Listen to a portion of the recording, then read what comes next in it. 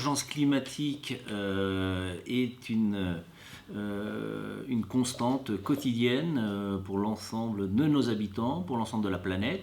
Donc il faut agir.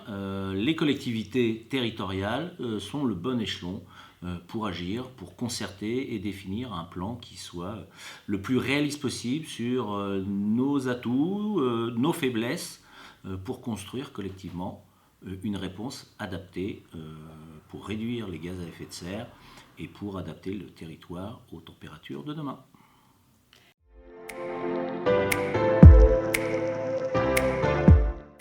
Alors concrètement, la première chose qu'on va faire, c'est réduire notre consommation d'énergie. Donc on va isoler des bâtiments, on va réduire un petit peu les trajets qu'on fait en voiture. Tout ça est très important dans le cadre du plan climat. Ensuite, on va travailler à diminuer nos émissions de gaz à effet de serre, parce que ce sont eux qui sont responsables du dérèglement climatique. Donc là, c'est tout un travail à faire sur de nouveaux modes de chauffage, toutes ces choses-là. Et puis, on va aussi développer la production d'énergie verte, des énergies renouvelables, parce que c'est ce dont on aura besoin pour remplacer les énergies fossiles dans le futur.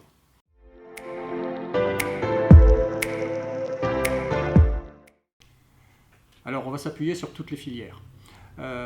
Notre territoire a un atout extraordinaire, c'est sa taille et sa diversité. Ça veut dire qu'on peut faire plein de choses et on va essayer de miser sur tout ce qu'on peut faire sur notre territoire. Alors, on va commencer par la méthanisation, d'abord parce qu'on est un territoire où il y a beaucoup d'élevage. On a donc beaucoup de déjections animales que l'on peut valoriser en méthanisation, plus des déchets végétaux qu'on peut aussi réutiliser. Et avec tout ça, on va produire du biogaz qui pourra servir à fabriquer de l'électricité, voire à fabriquer du carburant. On va miser aussi sur la géothermie, parce qu'on est sur un territoire, et ça pas grand monde le sait, on est sur un territoire qui est favorable en termes de géothermie, donc pour chauffer les maisons, ça peut être une solution tout à fait économique. On misera également sur la filière bois, parce que nous avons un massif boisé qui est important sur notre territoire, et on a aussi des entreprises tout à fait performantes et qui sont très qualifiées pour travailler le bois à énergie.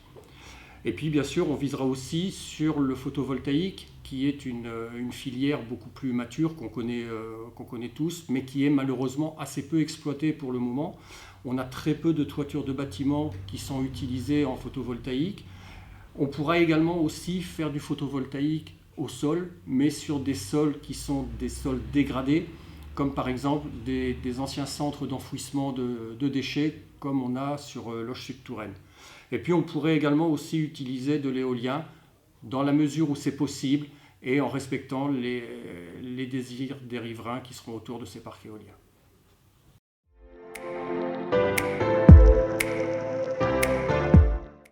Alors, on a une ambition qui est forte, très volontariste. Notre ambition, c'est en 2050, être un territoire qui produit plus d'énergie renouvelable qu'il n'en consomme. C'est-à-dire qu'on est en situation, en 2050, de vendre de l'énergie aux autres territoires autour de nous.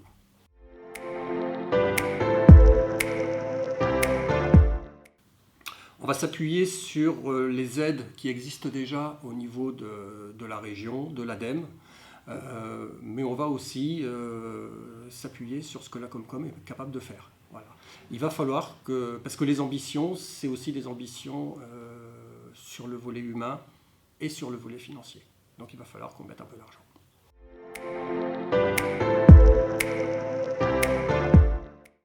Par exemple, sur l'aspect méthanisation, on a déjà de nombreux contacts avec des agriculteurs, avec une association qui fédère l'ensemble du département d'Indre-et-Loire, qui s'appelle Agri-Touraine Énergie.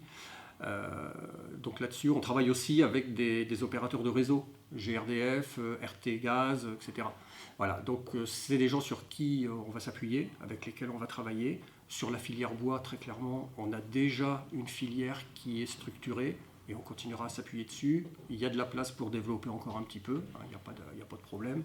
Sur la géothermie, là, on a moins de possibilités parce que c'est une filière qui est naissante sur notre secteur. Et ben, on va s'appuyer sur des gens qui ont déjà fait de la géothermie. Il y a quelques artisans qui connaissent un petit peu et on va essayer aussi de former des gens sur ces nouvelles énergies. former les habitants, former ceux qui interviennent, parce que monter une installation de géothermie, c'est compliqué. Il faut savoir ce qu'on fait, il faut s'y connaître un petit peu. Il faut aussi former les gens pour utiliser le matériel, et puis former des gens aussi pour faire la maintenance et l'entretien du matériel.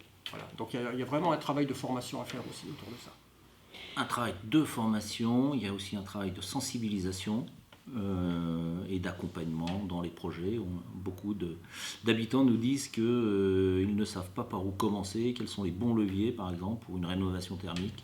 Donc ça c'est important, ce volet-là est important, ça demande effectivement des moyens humains qu'il faudra mettre en place sur le territoire.